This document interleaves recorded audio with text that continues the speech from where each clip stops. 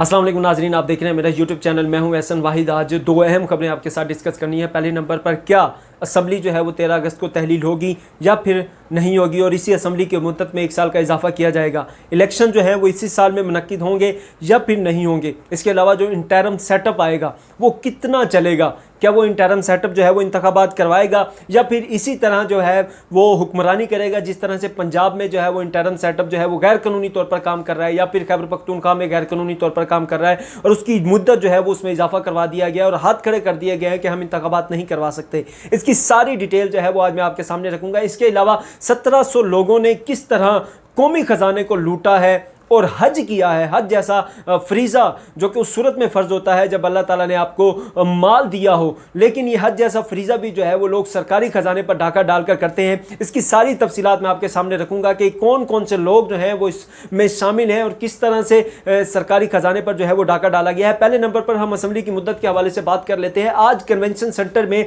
Green initiative के हवाले से एक तकरीब थी जिसमें वज़ीर आज़म पाकिस्तान भी शरीक थे। इसके अलावा army chief of Pakistan Syed Asim Munir साहब भी जो है वो इस तकरीब का हिस्सा थे।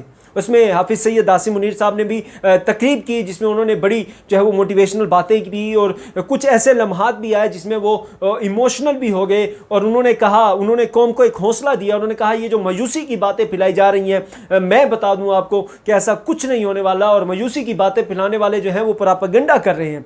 चीज़ें जो हैं वो चेंज हो जाएंगी। और उन्होंने इस हवाले से बड़ा अहम जो है वो नुक्ता या बड़ा अहम जो है वो पॉइंट उठाया। उन्होंने कहा है कि 1 साल के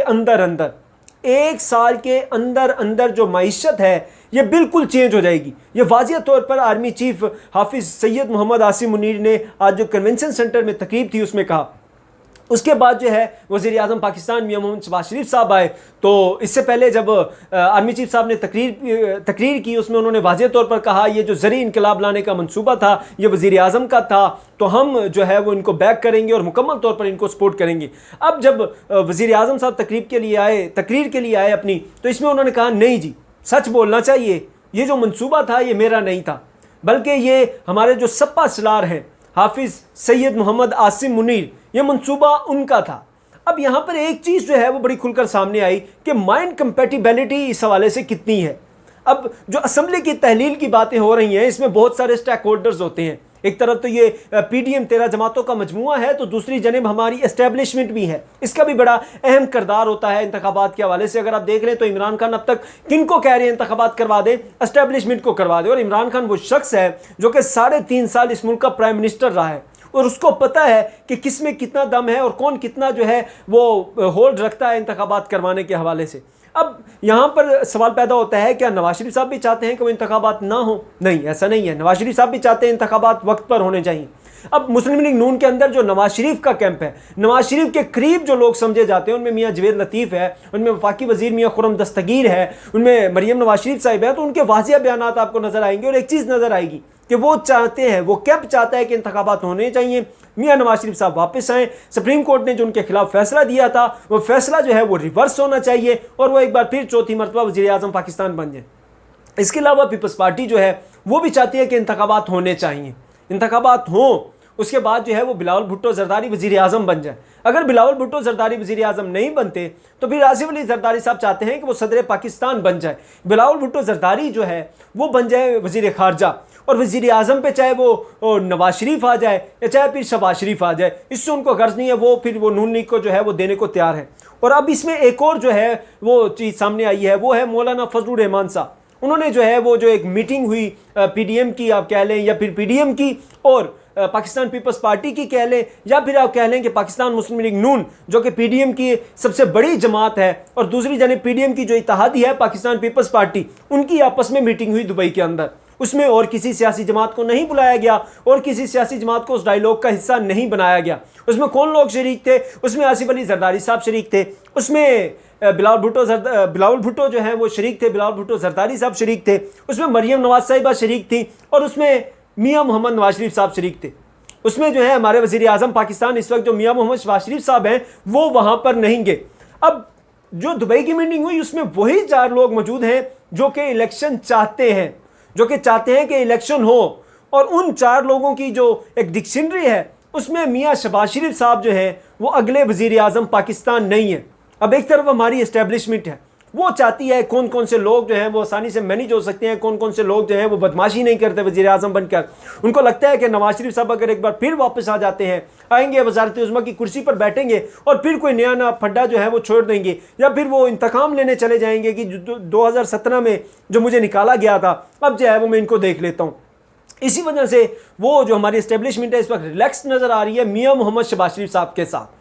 तो अब उनकी भी कोशिश यही है कि शहबाज शरीफ साहब जो है वो वज़ीर आज़म पाकिस्तान रहे, और अगर पॉसिबल हो, अगर इलेक्शन होते हैं, चीज़ें चेंज होती हैं, तो फिर आसिफ अली जरदारी साहब बेशक जो है वो ऊपर आ जाएं बतौर सदर पाकिस्तान, क्योंकि वो भी जो है वो मैनेज हो सकते हैं। लेकिन सदर पाकिस्तान के लिए इस वक्त जो है वो सामने है उनके मौलाना फजलुर रहमान साहब। उनकी भी डिमांड है, उनका कहना है कि मैंने इमरान खान साहब को गिराने में बड़ा अहम किरदार अदा किया है, मैंने सारी जंग लड़ी, मैंने सारी लड़ाई लड़ी, तो मुझे क्या मिला? मुझे सिर्फ एक KPK की गवर्नरशिप मिल गई या फिर 2-4 वजारतें मिल गई जिनका मुझे कोई बेनिफिट नहीं है। वो खुद जो है इस वक्त इसी ओहदे पर विराजमान नहीं है। तो उनका कहना है कि मैं जो अब अगला सेटअप आना है हुकूमत का, उसमें मुझे सदर पाकिस्तान का ओहदा चाहिए, और उसी ओहदे पर नजरें जमाए हुए आसिफ अली जरदारी साहब। अब ये एक तो ये सदर पाकिस्तान के लिए टसल है इन दो लोगों की, उसके अलावा वजारत उज़्मा की कुर्सी है जहां पे अब 3 उम्मीदवार हैं, इसी PDM के 3 उम्मीदवार हैं। एक बिलावल भुट्टो जरदारी साहब है, उसके बाद नवाज शरीफ साहब है जो कि चाहते हैं सुप्रीम कोर्ट से फैसला रिवर्स हो, मैं वापस आऊं और एक बार चौथी मरतबा फिर जो है वो वज़ीर आज़म पाकिस्तान बन जाऊं। बिलावल भुट्टो जरदारी साहब हैं, जबकि एक उम्मीदवार जो है उसी खानदान शरीफ से मियाँ मोहम्मद शहबाज शरीफ साहब हैं, जो कि एस्टेब्लिशमेंट के बहुत करीब भी समझे जाते हैं, एस्टेब्लिशमेंट को ड्यू रिस्पेक्ट भी देते हैं, उनकी बात भी मानते हैं और हर जगह पर जाकर जो है वो उनको डिफेंड भी करते हैं। अब उनकी भी यही बात है। अब वो भी जो है वो वज़ीर आज़म के उम्मीदवार हैं, लेकिन वो अब यूँ कह लें कि उम्मीदवार हैं एस्टेब्लिशमेंट के। अब एस्टेब्लिशमेंट चाहती है कि शहबाज शरीफ साहब वज़ीर आज़म बन जाएं, तो वो जो है वो उनके साथ कंफर्टेबल होंगे।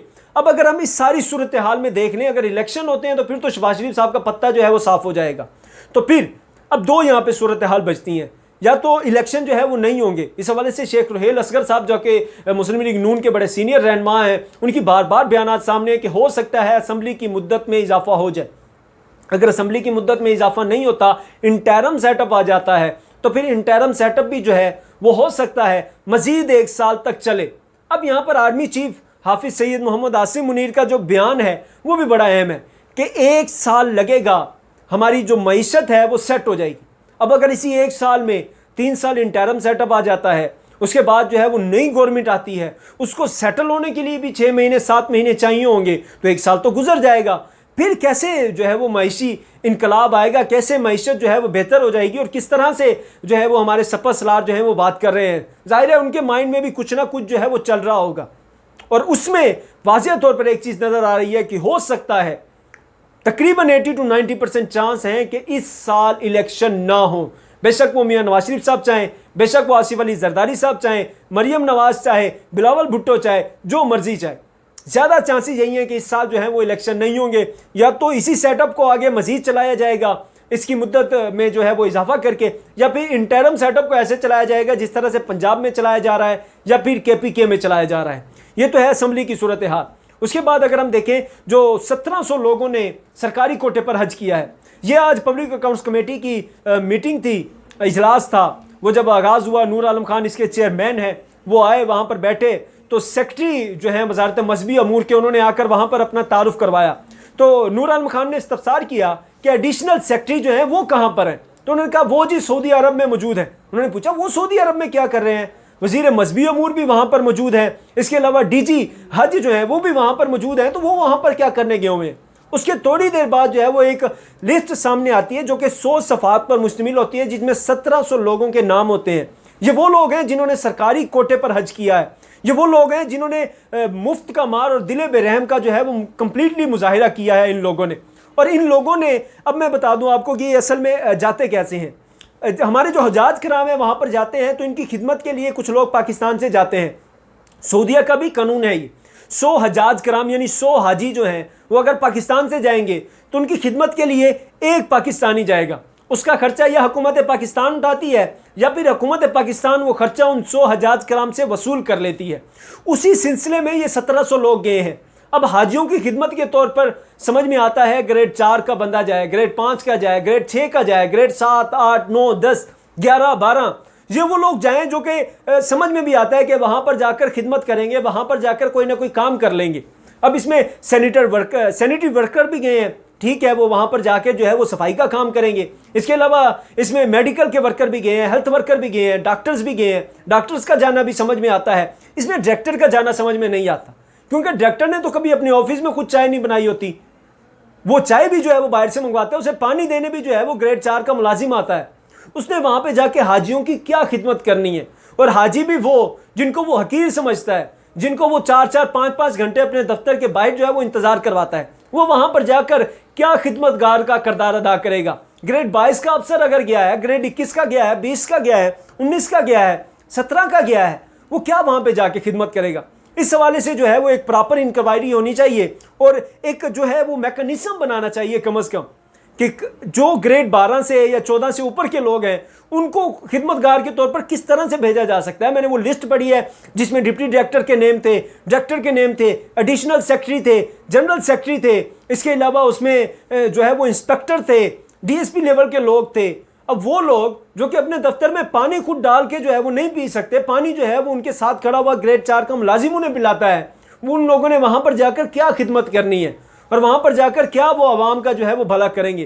तो इस हवाले से तकरीबन 200 से 300 ऐसे ब्यूरोक्रेट हैं जिन्होंने सरकारी खर्चे पर हज किया है, और कोटा अपने ऊपर जो उन्होंने मोहर लगवाई है वो किस चीज़ की थी, वो थी खिदमतगार की मोहर। वो वहाँ पर क्या करने गए थे, खिदमत करने गए थे, लेकिन उन्होंने वहाँ पर जाकर खिदमत की है नहीं की, लेकिन उन्होंने वहाँ पर जाकर सरकारी खर्चे पर फुल प्रोटोकॉल के साथ हज ज़रूर कर लिया है। अब ये अलग बात है कि इस तरह का उनका हज कबूल भी होगा या फिर नहीं होगा। इस हवाले से जो कोई मजहबी स्कॉलर है उनकी जो तफसीलात जो हैं वो सामने आएंगी। ये आज की 2 अहम जो है वो बड़ी खबरें थी जो मैंने आपके सामने रखी हैं। इंशाल्लाह आपसे फिर मुलाकात होगी अगली वीडियो।